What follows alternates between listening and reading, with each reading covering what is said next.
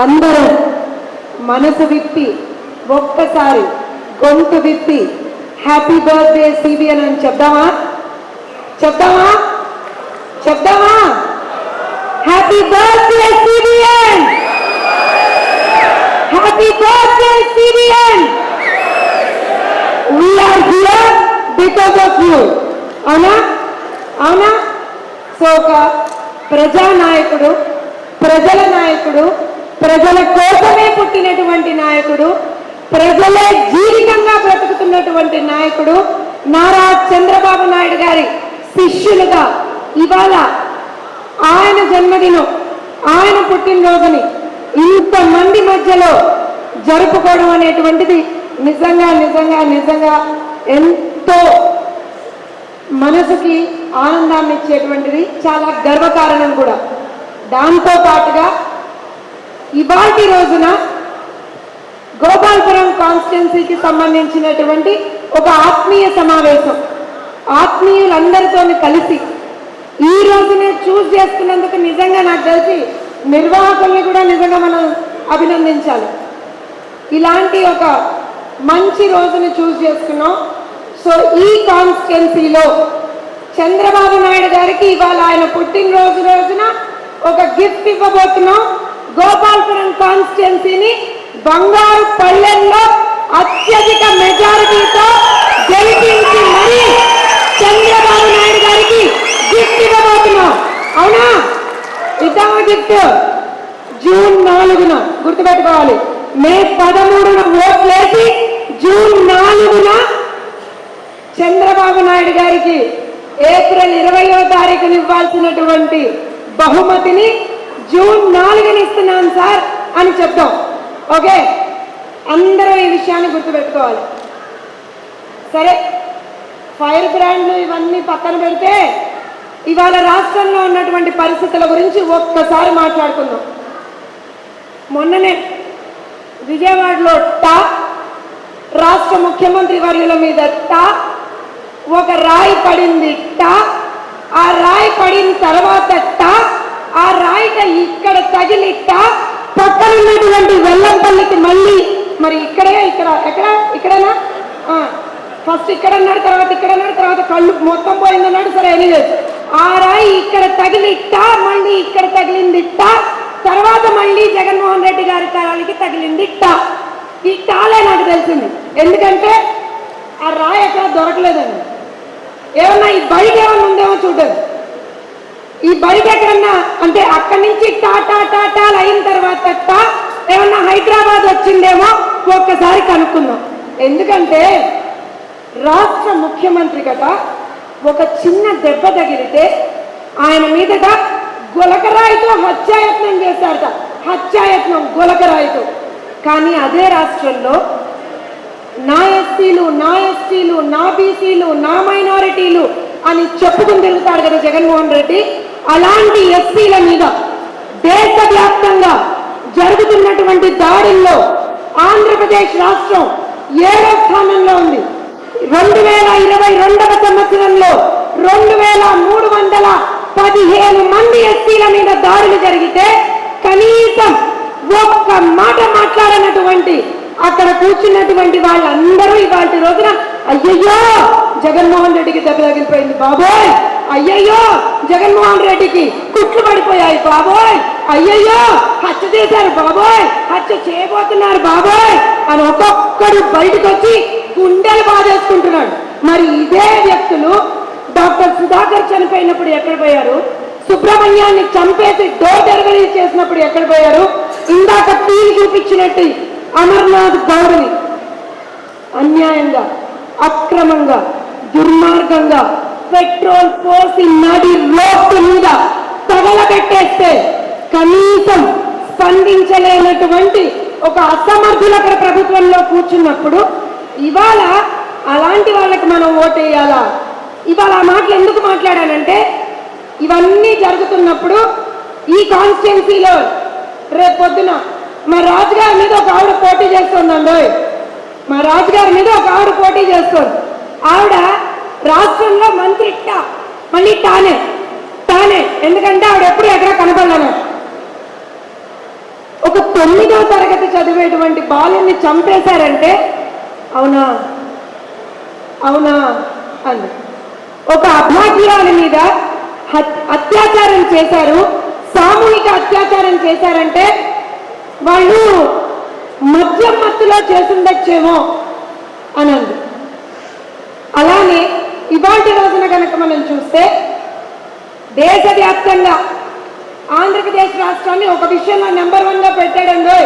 దేంట్లో చెప్పండి, దేంట్లో చెప్పండి?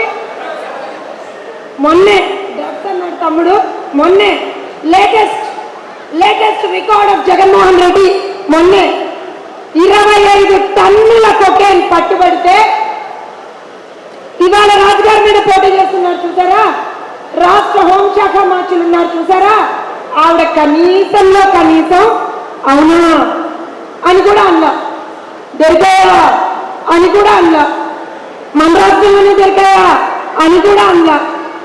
మరి అలాంటి ఒక వ్యక్తిని మీ కాన్స్టిట్యున్సీకి ఎమ్మెల్యేగా ఎన్నుకుంటారా?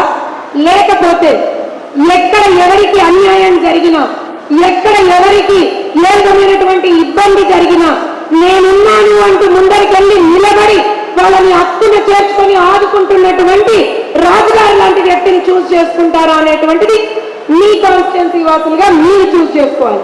ఇక్కడ ఇంకో విషయం చెప్తాను. ఇవాళ రాజుగారు ఒక్కరే అని కాదండి, పెద్దలు బాబురాజు గారు. అలానే ఇందాక ఎన్నిసార్లు గెలిచాం మనం గోపాలపురంలో? ఎన్నిసార్లు? అక్షరాల 7 సార్లు గెలిచాం.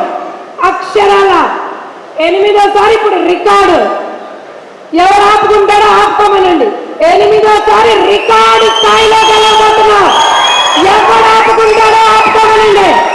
కేవలం 2 సార్లు ఓడిపోయాం మనం ఆ కాన్స్టిట్యున్సీలో. ఒకసారి అయితే మరీ తక్కువ మెజారిటీ, 2వసారి అదేదో మీ అందరికీ తెలుసు కదా, ఫ్యామిలీ రోడ్డు మీదకి వచ్చి ఒక్క ఛాన్స్ ప్లీజ్, ఒక్క ఛాన్స్ ప్లీజ్, ఒక్క ఛాన్స్ అని అడుక్కున్నారు చూసారా. ఆ వేవ్లో ఏదో గుడ్డకు చేలబడ్డట్టుగా అడుక్కుంటే గుడిలో మెల్లగా ఏదో గెలిచారు. అంతకు మించి ఈ నియోజకవర్గం తెలుగుదేశం పార్టీ అడ్డా. అలాంటి నియోజకవర్గంలో మళ్ళా తెలుగుదేశం పార్టీ జెండా రెపరెపలాడాలి. ఎవడైతే తెలుగుదేశం పార్టీ ఎక్కడుంది, తెలుగుదేశం పార్టీని ఖతం చేస్తాం, తెలుగుదేశం పార్టీని ఏమైనా చేస్తాం, మీరెక్కడ, మీకు 23 సీట్లే అని అన్నారు కదా ఒక్కొక్కళ్ళు, వాళ్ళందరికీ సమాధానం చెప్పేట్టుగా మన విజయం రేపు పొద్దున ఉండాలి. ఇక్కడ ఇంకో విషయం చెప్తాం.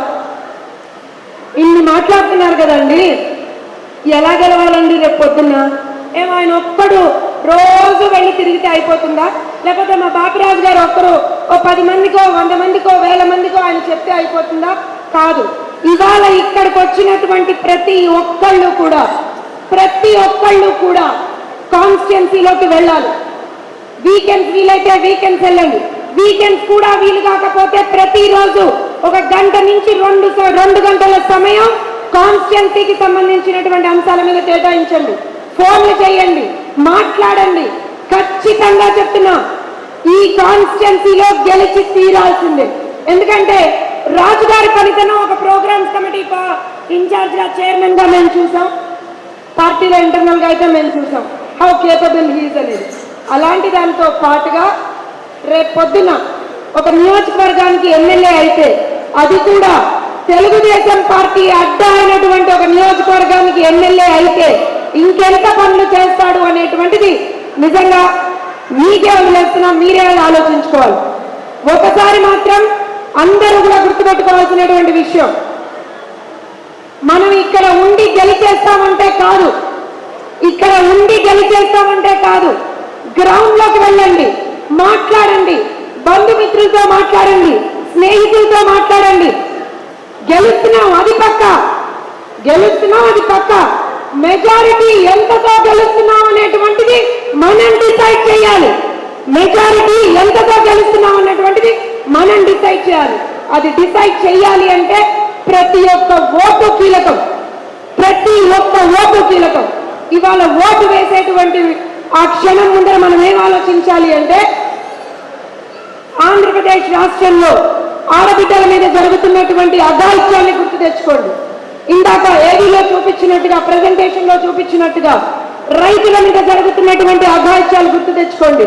భవన నిర్మాణ కార్మికుల మీద జరుగుతున్నటువంటి అక్రమాలు గుర్తు తెచ్చుకోండి. అలానే ఏ ఒక్క వర్గాన్ని, బీసీ, ఎస్సీ, ఎస్టీ, మైనారిటీ, ప్రతి ఒక్క వర్గం మీద జరుగుతున్నటువంటి అఘాయిత్యాలు, దాష్టికాలు గుర్తు తెచ్చుకోండి.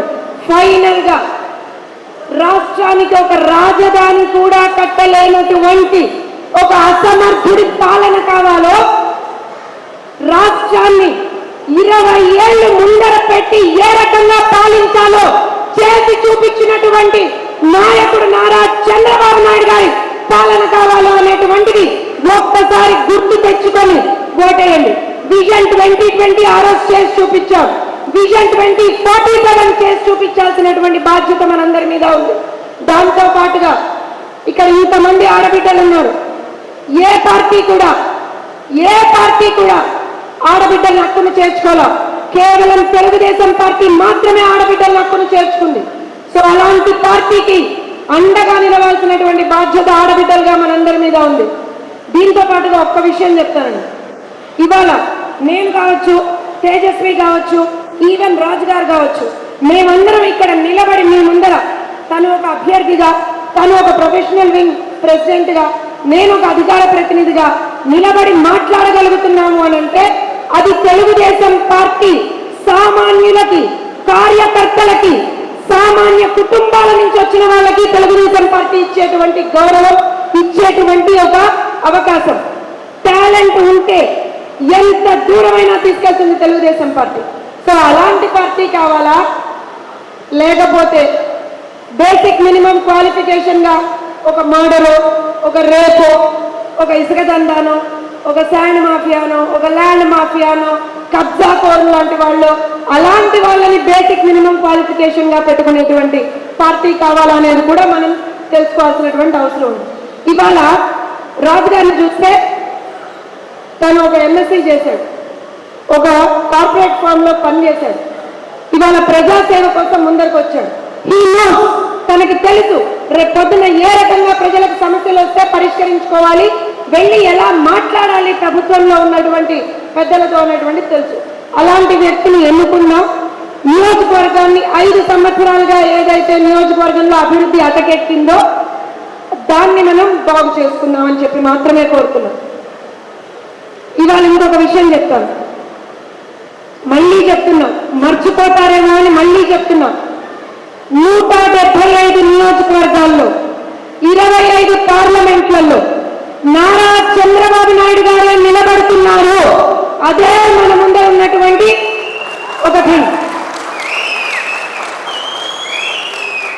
సైకిల్ గుర్తైనా, గ్లాసు గుర్తైనా, కమలం గుర్తైనా, ఈ 3 గుర్తుల్లో ఏ గుర్తు మనకి లేకపోతే ఈవీఎం మెషిన్ కనబడుతుందో ఆ గుర్తు మీద గుర్తితే తాడేపల్లి ప్యాలెస్ లో ఉన్నటువంటి ఆ పిల్లికి చెవుల్లో రీసౌండ్ కావాలా, చెప్తున్నామల్లా రీసౌండ్ కావాలా.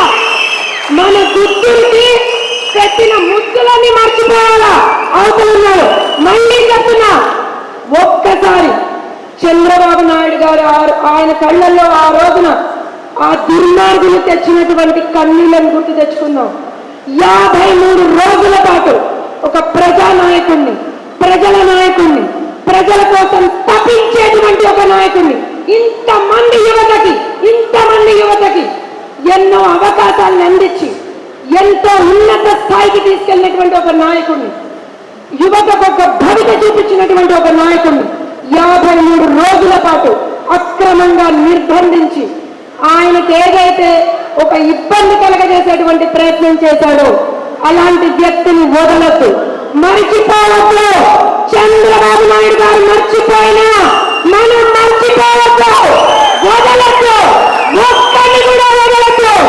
దూరమ్మ కళ్ళల్లో కన్నీళ్లు చూసిన ఏ గదవని వదలొద్దు. ఇలాంటి రోజున మళ్ళీ చెప్తున్నా, మన మీద చాలా పెద్ద బాధ్యత ఉంది. ఒక్క నియోజకవర్గం కాదు, 175 నియోజకవర్గాలు, 25 పార్లమెంట్లు గెలిచి చూపిద్దాం. నారా చంద్రబాబు నాయుడు గారికి బహుమతిగా ఇద్దాం, పుట్టినరోజు కానుకగా ఇద్దాం. ఒక్కసారి అందరూ కూడా దయచేసి మీ మనసులో ఇదే మాట పెట్టుకోండి. మన ముందర ఈ రాబోయే రోజుల్లో ఇది తప్పించి ఇంకొకటి ఏది ఉండకూడదు.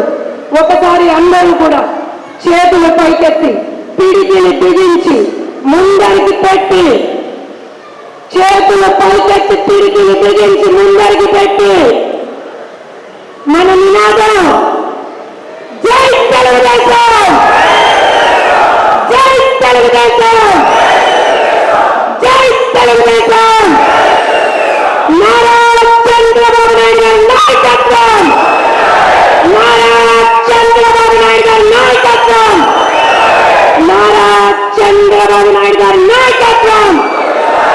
జోహార్ ఎన్టీఆర్, జోహార్ ఎన్టీఆర్, జై తెలుగుదేశం, జై జనసేన, జై బీజేపీ.